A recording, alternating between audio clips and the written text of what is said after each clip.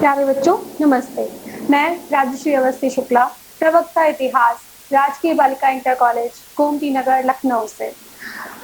भारतीय इतिहास के कुछ विषयों के अंतर्गत हम लोग द्वितीय अध्याय का अध्ययन कर रहे थे, जिसका नाम है राजा, किसान और नगर, जिसके अंतर्गत हम लोगों ने 6ठी शताब्दी ईसा पूर्व से लेकर के 6ठी शताब्दी ईसवी तक की राज्य और उनकी अर्थव्यवस्थाओं के बारे में अध्ययन किया था। तो इसी के दूसरे पार्ट में आज हम लोग अध्ययन करेंगे राजधर्म के नवीन सिद्धांतों का, बदलता हुआ देहात, नगर एवं व्यापार, अभिलेख जिसकी मूल बातें हम यहाँ पर समझेंगे, और अभिलेख साक्ष्य की सीमाएं। राजधर्म के नवीन सिद्धांतों के अंतर्गत जो भी राजा का पद कैसे करके एक सामान्य कर वसूलने वाले अधिकारी से लेकर के कैसे वो एक देवता के रूप में हो जाता है, यहाँ पर उसकी चर्चा हम लोग करेंगे। तो राजधर्म के नवीन सिद्धांत, इनमें क्या है, जैसे कि हम लोग देखते हैं कि राजा को एक ऊंचा स्थान दिया गया, नृपति कहा गया, भूपति कहा गया। तो ऐसे करते करते धीरे धीरे उसकी जो पद था वो बढ़ता चला गया। फिर उसको देवताओं के समतुल्य बनाने के लिए दैवीय अवधारणा आई कि राजा वास्तव में क्या है, देवताओं के समान है, देवताओं के बराबर है। तो इसमें दक्षिण भारत में, जो उत्तर भारत में तो उस समय हम लोगों ने अभी पढ़ा ही है, मौर्य साम्राज्य था। इसी के कालांतर में दक्षिण भारत के पठारी क्षेत्र में और उसके दक्षिण में ये हमें छोटे सरदार और सरदारियां यहाँ पर दिखाई देते हैं, जिनमें की चोल हैं, चेर हैं, पांड्य साम्राज्य हैं। ये राज्य बहुत ही समृद्ध राज्य थे और बहुत समय तक इन्होंने शासन किया। चोलों के लिए तो कहा जाता है कि पूरा बंगाल की खाड़ी ही उनके लिए एक झील बन चुकी थी। तो बहुत ही समृद्ध ये तीनों यहाँ के दक्षिण भारत के हमारे राज्य रहे हैं। पश्चिम और मध्य क्षेत्र में, भारत के पश्चिम और मध्य क्षेत्र में जो राजा शासन करते थे उस समय, उनमें हिंद यूनानी शासक हैं और शक शासक हैं। ये क्षत्रप कहलाते हैं और इन्होंने उस समय वहां पर शासन किया है।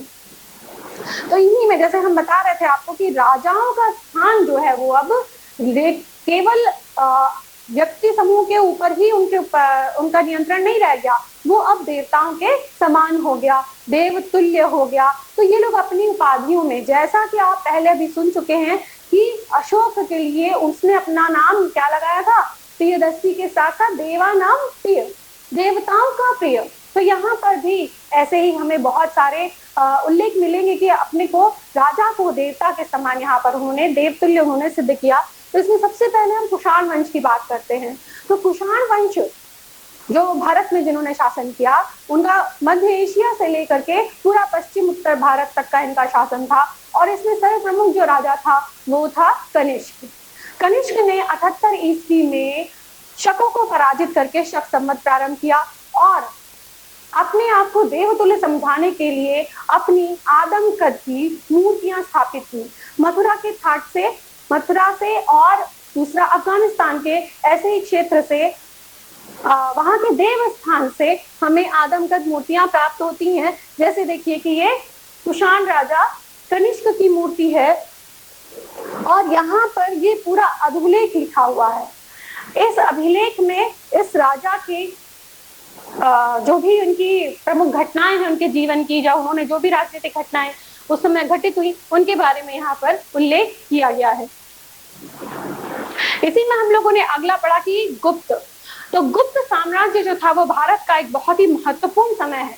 ये हमारा 3री शताब्दी 4थी शताब्दी ईसवी की बात है कि ये गुप्त साम्राज्यों का, यहाँ पर गुप्त साम्राज्य का उदय हुआ, जिसमें एक बार फिर हमको बहुत सारे प्रभावी शक्तिशाली राजाओं का एक क्रम प्राप्त होता है, जिन्होंने यहाँ पर बहुत समय तक शासन किया। इन गुप्त सम्राटों ने अपने सिक्कों में भी देवताओं के समान उपाधि धारण की, अपने नाम के आगे उनको उल्लिखित किया और बहुत ही ज्यादा जो व्यापार में प्रगति हुई, बाकी सारे क्षेत्रों में प्रगति हुई। तो गुप्त काल में बहुत ही ज्यादा इस सारी चीजों में प्रगति हुई है। सिक्कों और अभिलेखों के आधार पर राजवंश, तो इसमें हम लोग बात करते हैं, जैसे अभी हमने कनिष्क का सिक्का देखा था पिछली स्लाइड में, तो उस कनिष्क ने सबसे पहले कुषाण वंश ने ही भारत में स्वर्ण के सिक्के जारी किए थे। सोने की धातु, ये सोने की धातु जो थी वास्तव में बहुमूल्य होती है और इसका भी जो अच्छा, जो उत्तम क्वालिटी का जो शुद्ध स्वर्ण धातु है वो इसमें प्रयुक्त की गई है, इनकी एक निश्चित माप है और उस पर राजा का चित्र अंकित है, देवता का चित्र अंकित है, उस पर लिपि भी लिखी गई है। ऐसा ही हमारे गुप्त सम्राटों में भी बहुत सिक्के प्राप्त होते हैं, स्वर्ण सिक्के हैं ये, इसमें भी स्वर्ण की जो धातु की जो बहुमूल्य है वो बहुत ही ज्यादा अच्छी क्वालिटी का स्वर्ण प्रयोग किया गया है और इसमें भी राजाओं का, रानियों का और लिपि का भी उल्लेख किया गया। उनके जीवन की जितनी घटनाएं हैं, विभिन्न घटनाओं पर आधारित ये स्वर्ण के सिक्के जारी किए गए थे। इसी समय में हमको जो स्तंभ लेख प्राप्त होता है, अशोक का लेख है, लेकिन अशोक के स्तंभ लेख पर ही समुद्रगुप्त ने अपनी अभिलेख लिखवाया, जिसको हम लोग प्रयाग प्रशस्ति के नाम से जानते हैं। और प्रयाग, जैसा कि पहला इसका नाम इलाहाबाद था, तो इलाहाबाद के किले में उसी अशोक के खंभे पर, अशोक के स्तंभ पर ये प्रयाग प्रशस्ति लिखी हुई है। समुद्रगुप्त के जो राजकवि थे हरिशेन, उन्होंने संस्कृत भाषा में इस प्रयाग प्रशस्ति को लिखा है। ऐसा माना जाता है कि ये जो है समुद्रगुप्त, भारत में इन्होंने बहुत विस्तृत भूभाग पर अधिकार किया था और इस प्रयाग प्रशस्ति में उन्होंने उसी पूरी अपनी राजनीतिक यात्रा का वर्णन किया था, जिसमें बताया था, लिखा है कि राजा बहुत ही अज्ञेय है, बहुत ही कोमल हृदय के हैं, वो स्वभाव से देवताओं के समान है, वो इंद्र के समान है, वरुण के समान है, यम के समान है। तो उनमें देवताओं के गुणों को समायोजित किया गया, देवताओं के तुल्य उनको बताया गया। तो यहाँ पर यद्यपि कि ऐसा माना जाता है कि ये साहित्यिक स्रोत है, इसमें साहित्य में बहुत बढ़ चढ़ करके लोगों ने अपने जो राजा हैं, अपने आश्रयदाता राजा हैं, उनकी यहाँ पर बड़ाई की है, लेकिन प्रयाग प्रशस्ति हमारे पास ऐसा अभिलेख मौजूद है जिसमें कि यह सिद्ध होता है कि वो पूरा उसने उत्तर भारत में और दक्षिण भारत में भी अपना अधिकार किया था। बदलता हुआ देहात, अब हम अर्थव्यवस्था की बात फिर से करते हैं। नगर तो हमारे थे ही, जो देहात की परिस्थितियां बदल रही थी, जो हमारा सामान्य जनजीवन था, उसके ऊपर क्या प्रभाव पड़ा। इन पूरे 1000 साल के इस समय में देहात में क्या क्या परिवर्तन हुआ, उसके बारे में हमें बौद्ध ग्रंथों से पता चलता है, जो जातक ग्रंथ हैं और पंचतंत्र की कहानियां हैं। संभवतः ये आप लोगों ने भी सुनी होंगी ना, पंचतंत्र की कहानियां अपने नानी नाना या दादी बाबा सबसे सुनी होंगी। तो इन्हीं कहानियों को बहुत समय तक केवल श्रुतियों के माध्यम से ही चर्चा में रही, लेकिन बाद में इनको किसी समय लिपिबद्ध किया गया और इनसे हमको बहुत ज्यादा ज्ञान प्राप्त होता है। और इसी में एक गन्धसिंधु जातक नाम की एक कथा है, जिसमें कि एक कुटिल राजा के बारे में उल्लेख किया गया है कि कुटिल राजा अगर शासन करता है तो उसकी जो प्रजा है वो कितना परेशान होती है। जब वो प्रजा परेशान होती है तो वो वहां से पलायन कर जाती है और जंगलों में जाकर के रहने लगती है। वहां जाकर के वो कुछ और कार्य करती है, जंगलों को जला करके कृषि योग्य भूमि बनाती है या कुछ और कार्य करती है। तो ऐसे में वो राजा स्वयं देश परिवर्तित करके जाता है और प्रजा से संपर्क साधता है। तो उसे पता चलता है कि ग्रामीण स्त्रियां हैं, वृद्ध स्त्रियां हैं, बालक हैं और जो कृषि मजदूर हैं, उन सबसे वो बात करता है। तो उसको पता चलता है कि लोग कितने परेशान हैं। वो बताते हैं कि दिन में राजा के लोग लूटते हैं और रात में डाकू, अर्थात उन दोनों के बीच में, राजा और प्रजा के बीच में काफी दूरी आ चुकी थी। दोनों, एक राजा जो है वो प्रजा से काफी दूर हो चुका था, उसकी मनस्थिति को नहीं समझ पा रहा था। धीरे धीरे ये पूरा परिदृश्य जो है वो बदलता गया। उपज बढ़ाने के तरीके, अब हम लोग बात करते हैं, हमारे यहाँ नदियों का बहुत ही महत्व है। तो उन नदियों के माध्यम से एक तो आवागमन सरल रहता है और दूसरा हमारे कृषि के क्षेत्र में भी बहुत सहायता मिलती है। कृषि में सिंचाई की बहुत महत्वपूर्ण भूमिका है। तो ऐसे में जो भी क्षेत्र नदियों के पास में पड़ते हैं, उनमें आसानी से उपज की पैदावार जो है वो ज्यादा बढ़ाई जा सकती है। तो गंगा का क्षेत्र हो या हमारे दक्षिण भारत की कावेरी का, उसके आसपास के जितने भी उर्वरक क्षेत्र हैं, उन सब में एक प्रकार से उपज को बढ़ाने का प्रयास किया गया।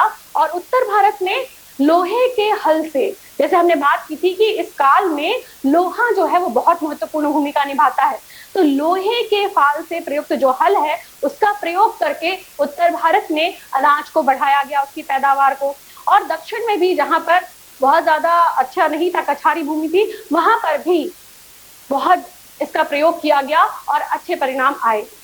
लेकिन यह लोहे के हल का जो प्रयोग है, ये हमारे पश्चिम में उतना प्रयोग नहीं आ पाया, क्योंकि वहां पर थोड़ा सा भूमि जो है वो रेतीली है।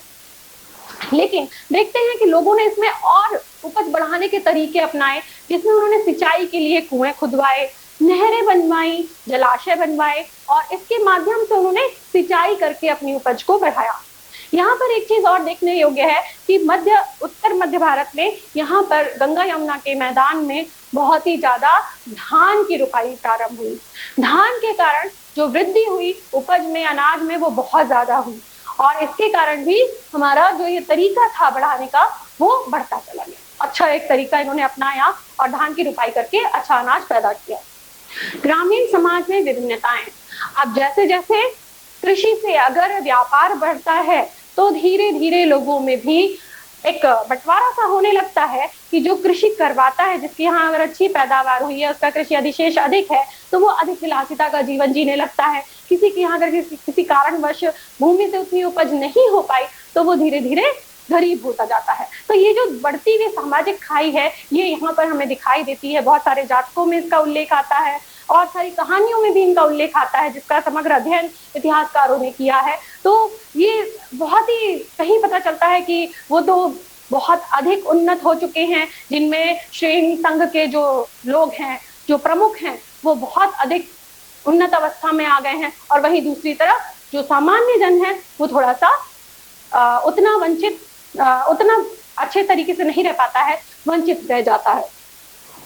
भूमिदान और नए संभ्रांत ग्रामीण। भूमिदान, पहली बार दान की बात आती है तो दान किसी को भी योग्य पुरुष को किया जाता है, योग्य व्यक्ति को किया जाता है जिसको दान की आवश्यकता होती है। तो यहाँ पर दान जो है मुख्यतः या तो मंदिरों को दिया गया, ब्राह्मणों को दिया गया, या फिर किसी से प्रसन्न होकर के राजा ने अपने को कोई क्षेत्र को दान में दे दिया। तो ऐसे दान को देते समय एक पट्टिका दी जाती थी, उस पर बाकायदे लिखा जाता था, उसको हम लोग अभिलेख भी कह सकते हैं, और उसमें बाकायदे दानदाता का नाम लिखित होता था, किस विषय हेतु उसको दिया जा रहा है ये भी, और किसको दिया जा रहा है, कितने समय के लिए दिया जा रहा है, ये सब कुछ उसमें उल्लेख किया जाता था। तो ये भूमि दान, धीरे धीरे दान जो है वो भूमि दान होता चला गया, बढ़ता चला गया, और इसी प्रकार से जो नागरिक थे, जो ग्रामीण थे, उनको जब ये दान मिला तो वो धीरे धीरे संभ्रांत भी होते गए, और ऐसे में जो नवीन उच्च वर्ग बना, उन्होंने अपने विलासिता की आवश्यक वस्तुएं जो हैं उसको बढ़ाना शुरू कर दिया। जैसे इस समय हमको मिलती हैं उत्तरी कृष्ण मार्जित पॉटन, जो ये मृदभांड है, काली पॉलिश इनमें की गई है, तो ये बहुत ही सुंदर है, बहुत बहुमूल्य है, इसलिए ये माना गया कि ये विलासिता की वस्तुएं हैं, और जो नए नए संभ्रांत ग्रामीण हुए हैं उन्होंने इनको अपने जीवन में प्रयोग किया।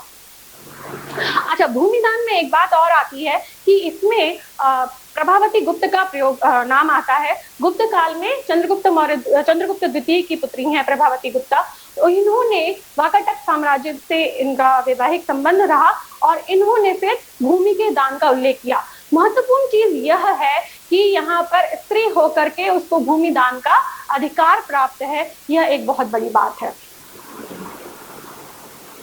अब हम लोग नगर और व्यापार की बात कर लेते हैं। तो नगर, जैसा हम लोगों ने अभी षोडश महाजनपद पढ़े थे, तो उन 16 महाजनपदों की जो राजधानियां थी, धीरे धीरे वही प्रमुख नगर बनते चले गए, क्योंकि ये पहले से ही हमारे राजमार्गों से जुड़ी हुई थी, इनमें आवागमन सुलभता से हो सकता था और इनमें प्रचुर संसाधन भी थे।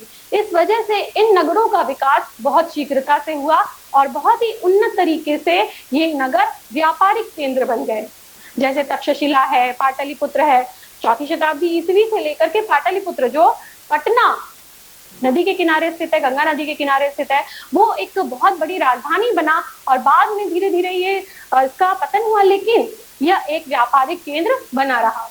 ऐसे ही उज्जैनी है, दक्षिण भारत में भी बहुत सारे राज्य स्थान ऐसे हैं, नगर ऐसे हैं जो कि व्यापारिक दृष्टि से बहुत ही महत्वपूर्ण है। नगर में रहने वाले लोग धीरे धीरे बढ़ने लगे। कैसे? जैसे कृषि, फिर से बात करते हैं, कृषि अधिशेष से ही व्यापार की उन्नति होती है।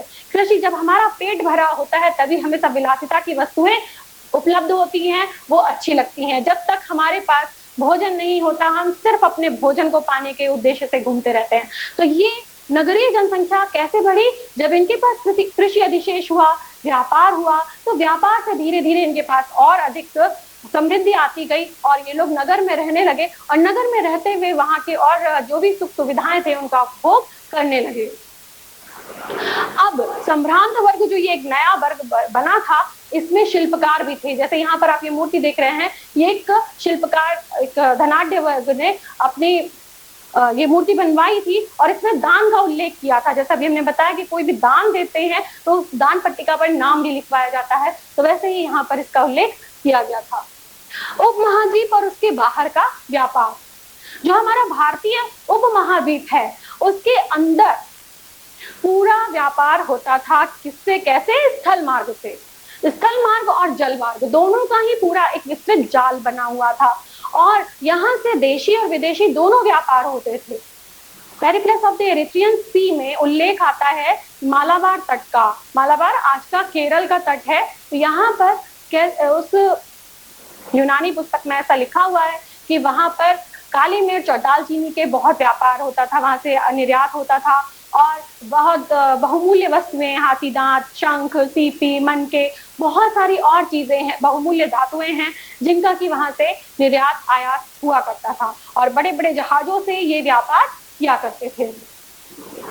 महाद्वीप के अंतर ही सारे राज्य जितने भी अभी हमने आपको नगर बताए हैं, इन प्रमुख नगरों के बीच में स्थल मार्ग से पूरा व्यापार होता था और उन स्थल मार्ग से व्यापार करने वाले कौन से लोग होते होंगे? सामान्य व्यापारी वर्ग भी होता था, श्रेणी संघ भी होता था। यहाँ पे ये बात नोट करने वाली है कि इन एक निश्चित प्रकार का सामान बनाते हैं उनका एक संघ बन जाता है। जैसे अगर आप कपड़ा उत्पादन कर रहे हैं तो वो एक कपड़े का संघ बन जाएगा, या आप किसी और दूसरी वस्तु का उत्पादन कर रहे हैं तो उसका एक संघ बन जाएगा। उस श्रेणी या संघ का कोई अधिकारी होता था, सेठी या अधिपति जो भी होता था, वो उस पूरे सामान की देखभाल का जिम्मा होता था। वो एक स्थान से दूसरे स्थान तक ले जा रहा है, कैसे उसकी सुरक्षा हो, इसकी जिम्मेदारी राज्य के ऊपर होती थी। सुरक्षा के लिए वो लोग सुरक्षा अवश्य प्रदान करते थे, लेकिन इसके एवज में कुछ ना कुछ उनसे धनराशि जरूर वसूलते थे। इसमें फेरी लगाने वाले व्यक्ति भी होते थे, व्यापारी होते थे, और बैलगाड़ी से चलने वाले व्यापारी भी होते थे, और बहुत दूर तक जाने वाले व्यापारी भी होते थे, जो कि स्थल मार्ग से और जल मार्ग से मध्य एशिया तक व्यापार करते थे। दक्षिण भारत में हमारे बहुत रोमन सिक्के मिले हैं, यानी कि जो रोमन अंपायर, रोमन साम्राज्य है, वहां से भी दक्षिण भारत का व्यापारिक संबंध रहा और ये जलमार्ग के द्वारा ही हो सकता था। तो ये हमारे व्यापार की उस समय की उन्नत दशा को दर्शाता है कि दक्षिण भारत में हमारे पास बहुत ही अधिक मात्रा में रोमन सिक्के प्राप्त हुए हैं। सिक्के, जैसे हमने बताया आपको कि एक राजा सिक्के जारी करता है, तो राजा जब सिक्के जारी कर रहा है तो उसकी कुछ ना कुछ खासियत होगी। क्या? क्योंकि वो राजकीय है इसलिए उस पर राजा का चिन्ह होगा। उसका पदार्थ, जिस पदार्थ से वो निर्मित है, वो उस समय की अर्थव्यवस्था को दर्शाता है। अगर वो स्वर्ण धातु है, इसका मतलब है कि जो साम्राज्य है बहुत ही उन्नत अर्थव्यवस्था पर आधारित है, तभी वो सोने की बहुमूल्य धातुओं का सिक्का जारी कर पा रहा है और ये वस्तु विनिमय में कार्य आ रहा है। इसका मतलब है कि ये सामान्य जनता के पास बहुत ही सरलता से उपलब्ध है। ठीक है। अच्छा, इसमें और सिक्कों में चित्र बने हैं, राजाओं के चित्र बने हैं, लिपि में उनका नाम लिखा हुआ है और उपाधियां लिखी हुई हैं। इसके साथ साथ बहुत सारे चित्र अन्य भी बने हैं जो कि उनके धार्मिक जीवन को भी प्रकट करते हैं।